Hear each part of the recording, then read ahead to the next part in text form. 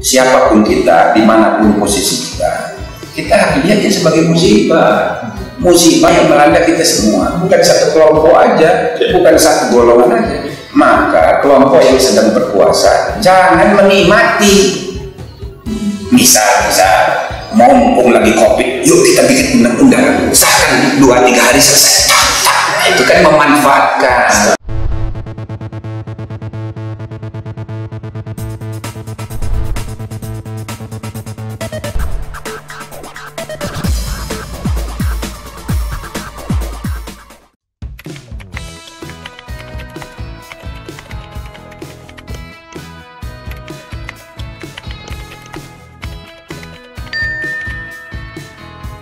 Pertama, kita semua harus bersyukur.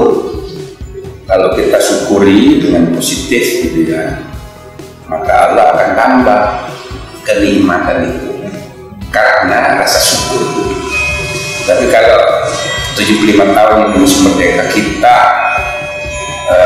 tidak syukuri, sebaliknya kita ini negatif thinking, menyesali, ya maka bukan nikmat yang akan ditambah oleh Tuhan, malah laknat, itu murka. Nah, maka kita merayakan 75 tahun itu dengan rasa syukur. Itu dulu. Artinya yang sudah kita capai 75 tahun, ya kita terima plus minusnya. Banyak masih kekurangannya, tapi kita terima dulu. Coba bandingkan 75 tahun yang lalu, begitu proklamasi, modalnya cuma kertas. Satu kertas, nggak ada duit, nggak ada. Mobil dinasnya belum ada, rumah dinas nggak ada, ya kan? Pada naik sepeda semua, tokonya ada yang jalan kaki. Saya kan nggak ada, kalau bapak cuma rasakan aja. Nah itu jalan juga belum ini belum ada. Orang rapatnya aja di rumah Maida, sama di jalan Imam Bonjol itu kan rumahnya Jepang, Laksamana, masih ada orang Jepang, ya. Laksamana yang diberi tanggung jawab oleh pemerintah penjajah Jepang waktu masa transisi. Jadi dia fasilitasi, karena dia sesudah dibom itu udah turun kan, sudah nyerah. Nah, jadi untuk transfer dia ikut membantu persiapan kemerdekaan. Nah, maka rumah itu dapat.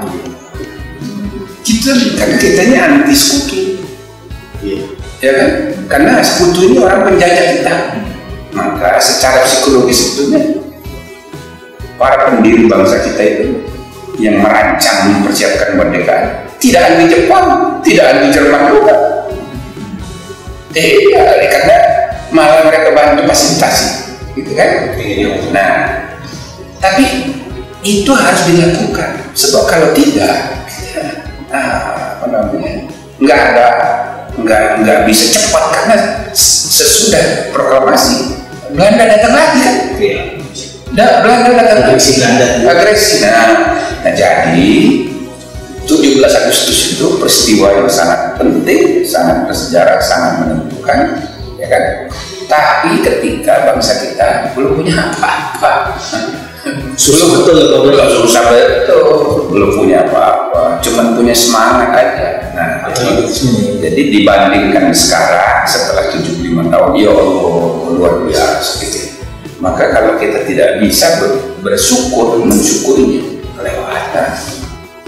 Nah, modal syukur itulah yang harus kita pegang untuk melihat ke depan. Tapi yang kedua, kita sekarang ini ditimpa musibah pandemi COVID-19, dan dalam sejarah hidup kita inilah musibah terdahsyat, dan insya Allah tidak akan pernah lagi kayak gini. Ya, pandemi penyakit menular itu sudah sering dalam sejarah manusia. Ada SARS, ada MERS, macam-macam. Dulu kan awal abad 20 tahun 12 juga sudah pernah. Flu burung, flu apa, flu Spanyol sudah pernah. Tapi pertama tidak selama ini. Kedua, daya tularnya tidak secepat ini. Dan yang ketiga, mematikan orang yang terkena ini tidak sebanyak dan seluas ini di semua negara, seluruh dunia. Dan ini bergelombang-gelombang. Ini gelombang pertamanya belum sampai puncaknya di Indonesia. Gelombang kedua, maka prediksi orang, ya ini tadinya dikira Juli udah selesai. Ternyata lama. Nanti kalau puncak dari gelombang pertama baru Desember, berarti tahun depan masih terus nih. Malah ada yang memprediksi bisa 10 tahun. WHO mengatakan begitu. Jadi dalam sejarah hidup kita rasanya tidak akan pernah lagi kejadian ini. Ini setengah kiamat. Setengah kiamat. Nah, maka semua bangsa di dunia mengalami musibah. Ekonominya anjlok semua, nggak ada yang tidak anjlok. Maka anjloknya ekonomi kita itu harus disadari. Bukan cuma kita yang kena. Dan ini bukan salah siapa-siapa. Nggak usah saling menyalahkan. Ya kalau oposisi pokoknya pakai ini untuk nyerang Jokowi. Kebetulan sekali disikat terus ini Jokowi. Ya. Nah, Jokowi juga mau perang pula kan. Semua dihadapi dengan perang. Ya makin jadi. Nah, jadi kita harus menghadapi ini dengan rasional. Siapapun kita, dimanapun posisi kita harus lihatnya sebagai musibah yang melanda kita semua, bukan satu kelompok aja, bukan satu golongan aja. Maka kelompok yang sedang berkuasa jangan menikmati. Misal mumpung lagi COVID, yuk kita bikin undang-undang, usahakan 2-3 hari selesai. Itu kan memanfaatkan. Mumpung lagi ini, itu memanfaatkan. Gitu. Jadi, sebenarnya kelompok oposisi mumpung lagi COVID begini, manfaatkan. Tuh, lihat tuh kegagalan Jokowi. Padahal ini kan bukan cuma di sini, di seluruh dunia. Ini kan sama, saling memanfaatkan, saling menggoreng.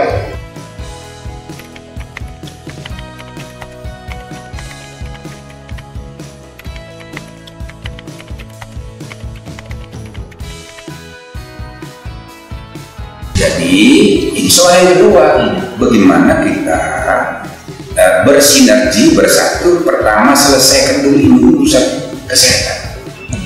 Bagaimana menyelamatkan rakyat, menyelamatkan diri dan seluruh keluarga kita dan seluruh rakyat Indonesia dari ancaman kematian.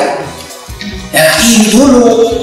Nah yang kedua, ya kan, bagaimana ini dampak ikutannya, sosial ekonominya, efek domino itu kemana-mana. Jika orang nggak bisa makan, bagaimana? Masalah perut. Nanti kalau orang nggak bisa makan, daripada dia ngerampok dan sebagainya, dia harus kerja. Lalu protokol kesehatan dia nggak peduli. Tambah banyak ini korban. Nah jadi ini berbelit-belit ayam sama telur. Nah jadi ini membutuhkan suatu sinergi ya bersama-sama semua kekuatan nasional mengatasi tanggung jawab besar dan jangan saling memanfaatkan. Itu kalau menurut saya itu penting sekali karena ini menyangkut keselamatan. Tapi yang sebelah sana yang sedang berkuasa juga jangan memanfaatkan juga. Seperti misalnya sikap permusuhan. Semua disikat kecuali pendukung. Buzzer ini itu kan makin rusak hubungan antar rakyat, makin semangat kebencian dan permusuhan makin tinggi. Lalu orang yang berkuasa pasti selalu menang. Orang dia memegang semua institusi kekuasaan seluruh Indonesia, ya kan? Nah jadi semua aturan bisa dilabrak atas nama keadaan darurat, kan gitu. Jadi hukum pun dijadikan alat aja. Yang beda-beda pendapat kita ya sepihak sama pendukung, yang berdukung biarin kan gitu. Itu ada itu penista agama udah 1 tahun apa? Apolonaris Darmawan, dia diamin aja. Atas nama tidak ada laporan. Nah padahal sudah sering dilaporkan. Yang begitu. Nah kalau ada yang sedikit yang menentang pemerintah, baru ngeritik sedikit sudah dilaporin, langsung 2,5 jam langsung ditahan pula. Nah ini kan ya ini jangan begitu, ini saling harus disampaikan. Ya karena bangsa kita terlalu besar untuk hanya satu pendapat. Tidak mungkin dalam demokrasi pendapat itu cuma satu. Nah, karena budaya kita buat feodal, bahaya sekali kalau pendapat hanya boleh satu. Nanti menjadi totaliter, jadi total jadi satu.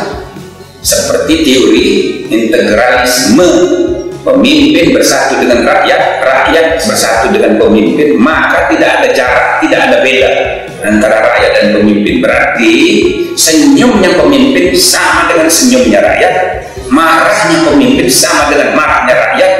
Kalau pemimpin belok kanan, rakyat pasti belok kanan juga. Karena itu manunggaling kaulo nang gusti. Ya, itu namanya teori integralistik dari Hegel. Nah jadi ya, plus dibungkus dengan analisa budaya segala macam, ya, maka tidak boleh ada yang berbeda dikit pun dengan pemimpin. Nah, belum lagi tanpa sadar Pak Jokowi suka marah pula dalam sidang kabinet. Padahal ya kan isunya mau resapel, maka nggak ada yang berani. Saya mau pegang burung. Dan itu berpengaruh ke seluruh rakyat. Pendapatannya boleh satu, itu kan bahaya. Tidak ada checks and balances di antara hubungan-hubungan sosial. Bukan hanya check and balance antara cabang-cabang fungsi-fungsi kekuasaan, tapi prinsip check and balances itu prinsip demokrasi. Dalam hubungan bermasyarakat sosial harus ada check and balances. Pendapat A dikoreksi oleh B, padahal yang mengoreksi ini ngawur juga, sama ngawurnya, tapi lihat dari dua perspektif, ternyata dua-duanya ngawur. Nah, pendapat ketiga ditemukan, itu yang benar.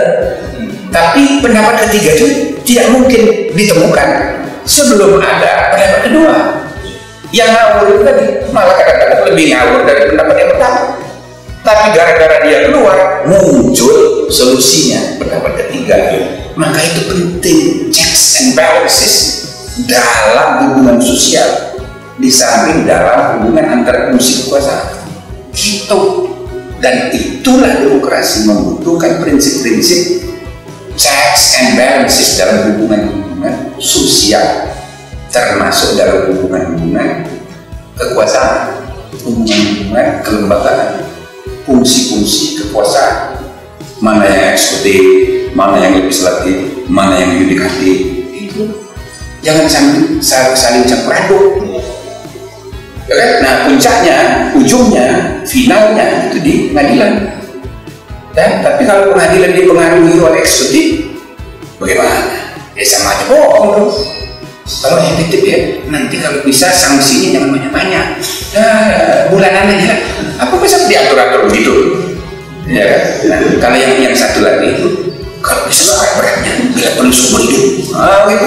Kok bisa diatur begitu gimana? Jadi sama aja kok. Nah, itulah pentingnya apa namanya?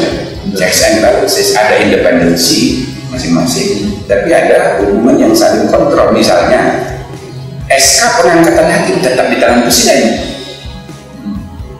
Hakim bisa diberhentikan atas pengawasan etis dari Komisi Yudisial. Jadi ini adalah fungsi-fungsi checks and balances. Jadi jangan mentang-mentang dia mewakili Tuhan di dunia membuat putusan seenaknya di pengadilan. Nah, gitu. Ya, begitu juga lembaga legislatif. Jangan dipilih rakyat. Dia yang memegang kedaulatan rakyat. Cuma, ya kan, dia nggak boleh berlebihan juga. Nah, maka dia dicek oleh eksekutif. Dan perdebatan kalau suatu RUU mau disahkan, presiden yang nggak setuju nggak jadi. Jadi ada hubungan check and balances. Ya, begitu kira-kira.